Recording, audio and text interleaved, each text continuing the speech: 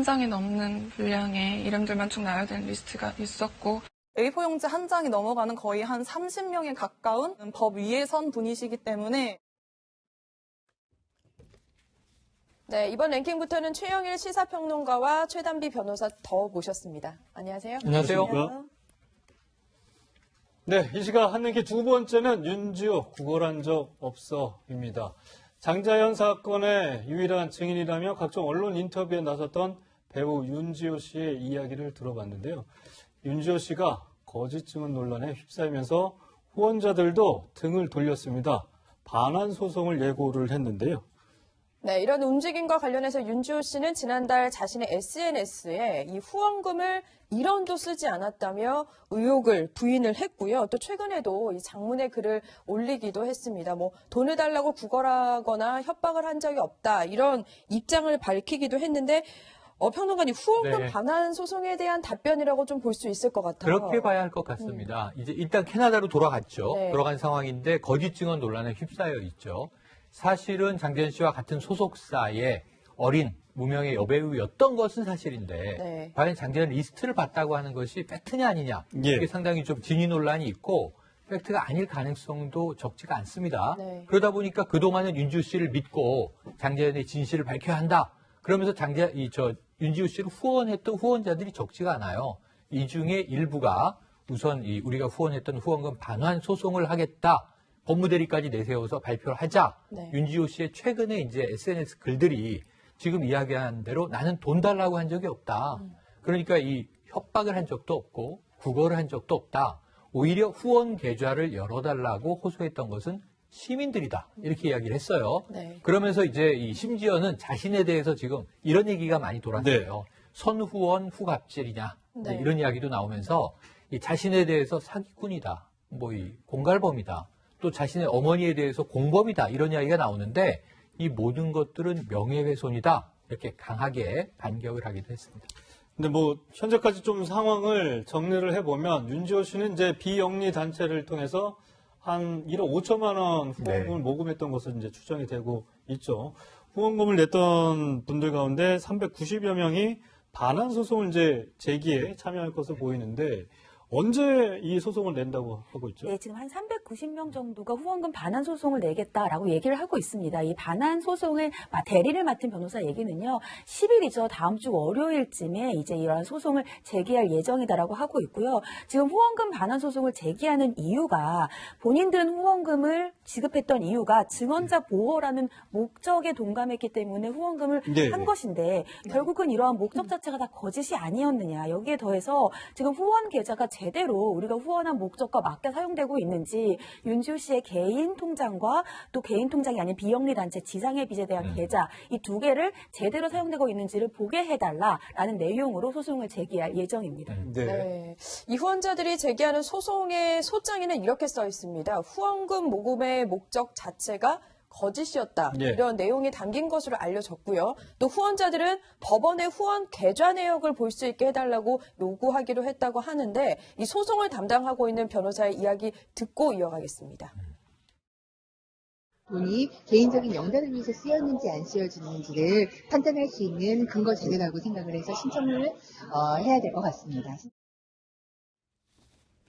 네, 법원의 판단에 따라서 이제 금융거래 내역을 볼 수도 있게 되는 거죠. 그러니까 소송 과정에서 금융거래 내역이 필요하다라고 하면 사실조회 신청을 하게 되고요. 법원이 사실조회 신청을 받아들여주면 금융계좌 내역을 볼 수가 있습니다. 근데 과연 이러한 금융계좌 내역이 이 소송에서 필요한 것인가를 이제 대리인 측에서 입증을 해야겠죠. 근데 여기서 제일 궁금한 거는 사실 소송을 제기한 이제 후원자들이 후원금을 돌려받을 수 있냐 없냐의 문제인 것 같아요. 돌려받을 수 있는 건가요? 이게 사실 후원금이라고 하는 것이 어떠한 내가 이런 후원을 하겠다라는 조건이 없는 증여라고 볼 수가 있어요. 증여계약 같은 경우에는 이미 증여를 했으면 반환받기가 어렵습니다. 그래서 이번에 지금 후원금을 돌려받겠다라고 하는 것에 소송을 보면 아마 사기가 아닐까 싶어요. 왜냐하면 이 목적이 지금 증언자 보호와는 다르다라는 얘기이기 때문에 결국은 굉장히 중요한 후원의 목적을 속여서 여기에 대한 기망이 있었고 이 기망으로 재산상이 본인의 이익을 취득했기 때문에 지금 계좌를 보고자 하는 것이 후원의 목적 목적대로 쓰이지 않았다는 주장이잖아요. 그렇기 때문에 어떠한 기망으로 인해서 개인적인 재산상 이익을 얻었다. 이러한 사기의 혐의로 형사고소와 민사소송을 같이 한다라고 하면 이 사기가 인정이 되면 돌려받을 수도 있습니다.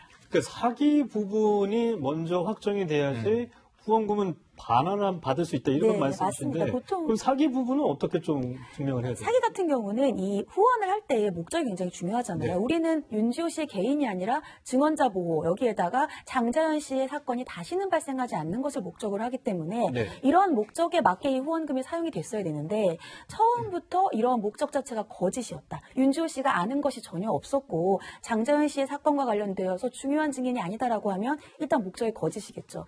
여기에 대해서 후원금을 받았는데 막상 계좌를 열어봤더니 이 후원금이 전혀 장자연 씨의 사건이라던가 아니면 증언보호와는 무관한 그러니까 예를 들어 경비 업체나 이런 데를 지출했으면 괜찮다는 말씀이죠. 근데 그것도 예를 들면 너무 과도한 것 같은 경우에는 당연히 여기에 대해 지적을 할 수가 있겠죠. 증언자 보호인데 굳이 예를 들면 안전한 안가에서 있을 수 있는데 이것을 너무 예를 들면 좀 사치스러운 호텔에서 비싼 방에 묵었다거나 이러한 경우에는 이 목적이 과다한 것이 아니냐라고 지적을 할 수 있는 부분입니다. 네, 사실 뭐 윤지호 씨의 지지자들이 등을 돌리기 시작한 건 과거 사위가 사실상 윤지호의 증언에 신빙성이 없다고 판단하면서인데요. 관련 내용을 한번 다시 들어보시겠습니다. 조사단에서 명단이 누가 어떤 의미로 작성하였는지 모른다는 취지로 진술한 바가 있습니다. 진상규명이 불가능하다고 결론을 내렸습니다. 네, 또 챗 GP를 도왔던 작가가 있었죠. 김수민 작가 측이 또 윤지호 씨가 거짓말을 했다라고 하면서 위원님 이게 논란이 또 커졌잖아요. 또 장자연 그 리스트를 직접 봤는지 여부도 사실 좀 밝혀야 될 부분이기도 하고요. 그럼 과거 사위에는 그런 게 신빙성이 없다라고 윤지호 씨의 이 진술이 그렇다고 얘기를 결론을 내린 거잖아요. 그렇죠. 저도 뭐 언론의 한 사람으로 굉장히 반성을 많이 하고 있는데요. 사실 이 사건 같은 경우는 2017년도 12월 달에 검찰 과거사위가 발족을 하면서 네. 본격적으로 재수사에 들어갔지 않습니까?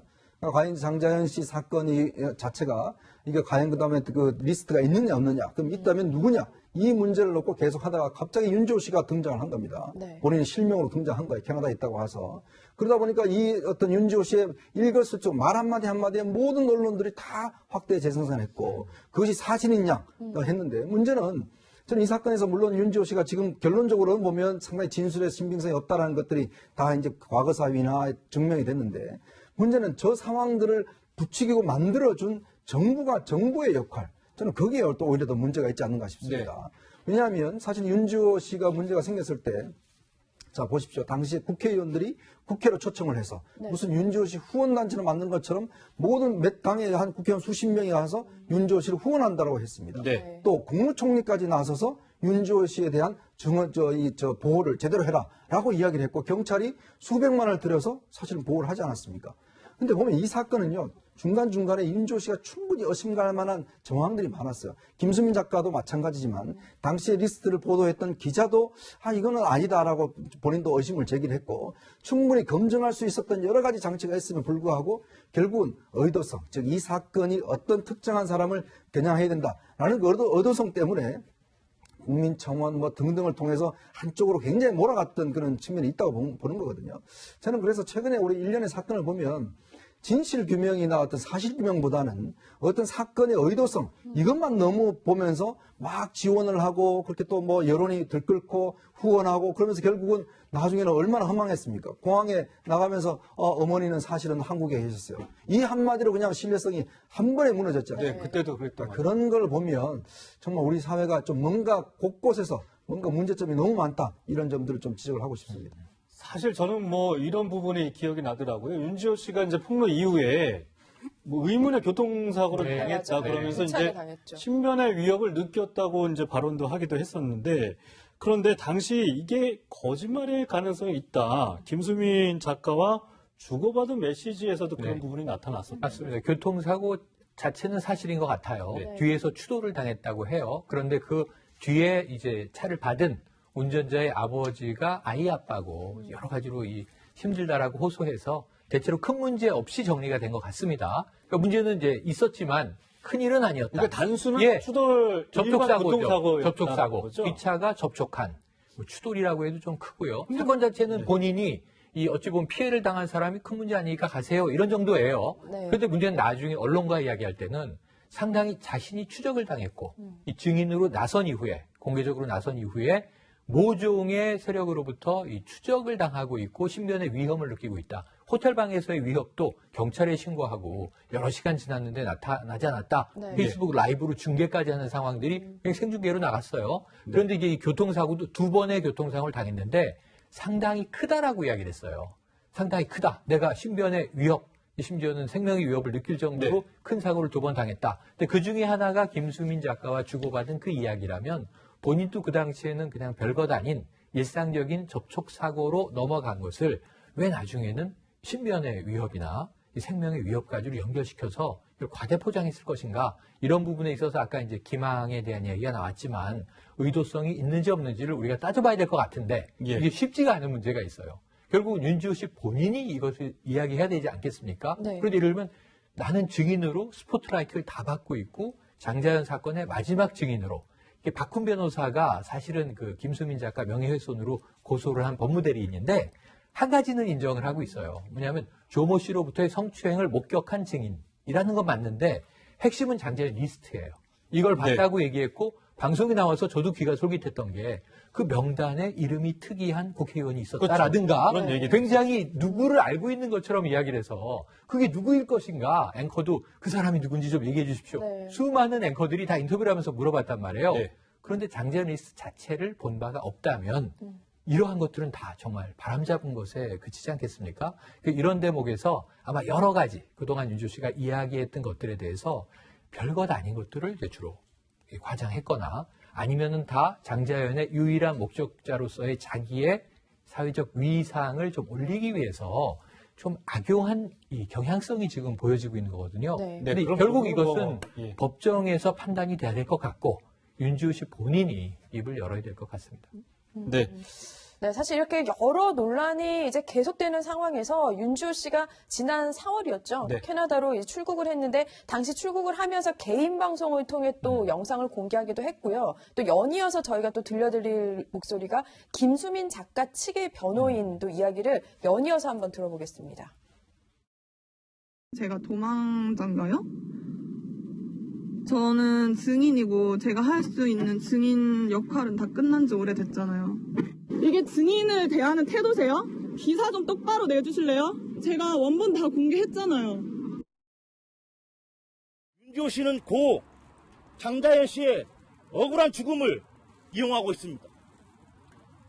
윤지호 씨는 조모 씨 성추행건 위에 본 것이 없습니다. 스스로 밝히고 있습니다. 그럼에도 장자연 리스트를 봤다. 목숨 걸고 증언하고 있다고 주장하면서 후원을 받고 있습니다. 윤지호 씨는 이러한 고소에 대해 정정당당하게 조사에 임하셔야 할 것입니다. 네, 지금 박훈 변호사의 저 얘기가 아직 뭐 여러 가지 검증되고 확인해야 될 부분이 있습니다. 아직 윤지호 씨가 후원금을 과연 정당에 썼는지 아닌지에 대한 부분에 대해서 계속해서 해야 되는 건데 확인을 해봐야 되는데 지난 4월에 이제 김수민 작가 측 그러니까 박훈 변호사 변호인을 맡고 있는데 윤지호 씨에 대해서 이제 사기 혐의로 고소를 했던 게 바로 저런 내용이었던 거죠. 후원금 네, 부분에 맞습니다. 이 박훈 변호사가 그전에는 김수민 작가를 대리를 해서 명예훼손으로 고소를 했었고요. 네. 이 사기는 박훈 변호사가 본인의 명의로 직접 사기로 고소를 한 겁니다. 이 고소의 내용이 어떤 것이냐 하면 이 윤지호 씨가 마치 장자연 씨의 사건과 관련되어서 많은 것을 알고 있는 것처럼 속이고 또 본인이 이러한 것의 허위 사실에 대해서 뭔가를 얘기를 하려고 하니까 오히려 박훈 변호사를 이러한 모든 것들을 덮으려는 사람인 것처럼 했는데 그렇게 본인이 아는 것처럼 얘기를 하고 나서 후원금을 얻어서 한 것이 무엇이냐. 네. 아까 지금 후원금 반환 소송에서의 대리인과 같은 얘기예요.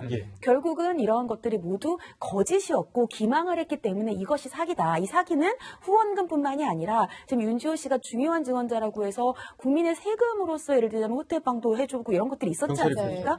그런 것들까지도 다 이익을 봤다라는 주장입니다. 네. 사실 이 윤주호 씨에 대한 논란은요, 정치권도 한 몫을 했다라는 생각이 들어요. 이제 검증되지 않은 사실을 뭐 확대시키는 역할을 좀 하기도 했는데, 뭐 공익 제보자다 이렇게 치켜 세우기도 했는데요. 근데 입장이 좀 달라졌습니다. 그 차이를 좀 한번 직접 보시죠. 윤지호와 함께 동행하는 그런 의원 모임을 결성할 것에 함께 마음을 모았고요. 윤지호 씨의 용기에 힘입어서 저희 국회에서도 최선을 다하겠습니다. 윤지호 씨의 방패막이 되자 이런 말씀을 드립니다.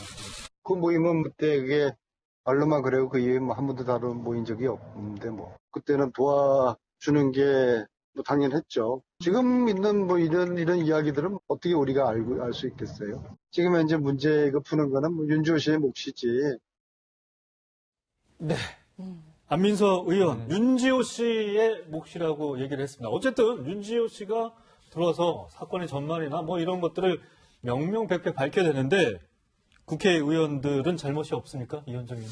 참 저는 저 모습을 보면서 정말 국회가 어떤 면에서 보면 문제 해결지가 아니라 문제 증폭지 이런 것으로 사실은 변질되고 있는 게 아닌가. 더군다나 국회의원인 사실은 이제 안민석 의원 같은 경우는 상임위원장입니다. 자, 그러면 저렇게 국회의원들이 많이 나와서 하면 국민들은 뭐라고 했습니까? 이거 자체가 진실이구나 라고 믿는 거 아니겠습니까? 근데 지금 와서 하는 이야기를 한번 보십시오. 그건 뭐 그날 모임 한 번 갔을 뿐이고 나는 잘 몰랐다. 그럼 윤지호 씨가 증명해야 된다 라고 이야기를 하는데 국회의원들은 1인당 9명의 보좌관을 데리고 있습니다. 자, 그러면 이런 사건이 터지면 본인들이 나서야 될지 아니면 해야 될지 이런 것에 대해서 밑에 있는 보좌관들이나 비서관들이 다 조사를 해봐야 될 거 아니겠습니까? 네. 국회의원이 나선다는 것은 국민들 입장에서 보면 그만큼 신뢰감이 가는 거거든요. 왜냐하면 개개의 헌법기관이기 때문에 다 국가에 지금 월급을 받고 하는 거 아니겠습니까? 근데 저렇게 문제를 확대 재생산시켜놓고 지금 와서는 다들 발뺌을 하는 뭐 그때 오라고 해서 왔다든지 뭐 이런 식으로 이야기하는 게 얼마나 무책임한 것입니까? 사실 국회가 말이죠. 지금 우리나라 국회 권위가 많이 떨어지는 게 이 미국 같은 경우 가면 국회 내에서 조사단도 있고 여러 가지가 있습니다. 저런 문제가 생기면 청문회도 한다든지 이런 걸 통해 사실관계에 접근을 해요. 근데 문제는 우리 국회의원들은 사실관계에 접근 이전에 뭔가 하나로 규정을 해버리고 그냥 힘을 실어줘 버리는 거예요. 그러니까 그건 여야 정치권에 있는 의원들은 상관없이 다 그런 그렇죠. 다 똑같습니다. 그러다 보니까 국민들 입장에서 보면 국회가 무슨 진실을 규명하는 것이 아니라 그냥 문제를 확대 재생산시키는 그런 것으로 생각하는 것이죠. 그렇기 때문에 국회 많은 그 지금 직원들 뭐 하겠습니까? 이런 거 있으면 청문회 한번 한다든지 아니면 내부에서 간담회나 토론을 해서 정말 진실인지 아닌지를 먼저 따져봐야 될 거 아니겠습니까? 네. 저는 그런 면에서 보면 지금도 뭐 계속적으로 뭐 다른 문제도 있겠지만 어쨌거나 국회의원들이 좀 처신을 저는 신중하게 할 필요가 있다. 그런 점들을 좀 지적을 하고 싶습니다. 네. 변호사님 이제 앞으로 지켜봐야 할 부분들이 많은 것 같은데 일단 저는 윤지호 씨가 입장을 좀 밝혀야 된다고 생각을 하고요. 이제 소송이 진행이 된다면 다시 한국으로 들어와야만 하는 건가요? 후원금 받는 소송 같은 경우는 민사라서 변호사가 있으면 본인이 반드시 들어올 필요는 없는데 제가 보기에는 형사 사건인 사기 고소도 같이 될 것 같고요. 이미 박훈 변호사가 또 사기 고소를 한 바가 있잖아요. 그렇기 때문에 형사 소송은 수사도 받아야 되고 재판에 참석돼야 되기 때문에 들어와야 되고요. 그걸 떠나서 윤지호 씨는 본인이 스스로 SNS를 통해서 단 1원도 허투루 쓴 적이 없다라고 얘기를 했기 때문에 본인의 주장이 맞다라는 것을 스스로라도 증명을 해야지 본인의 명예회복을 위해서도 좋지 않을까 싶습니다.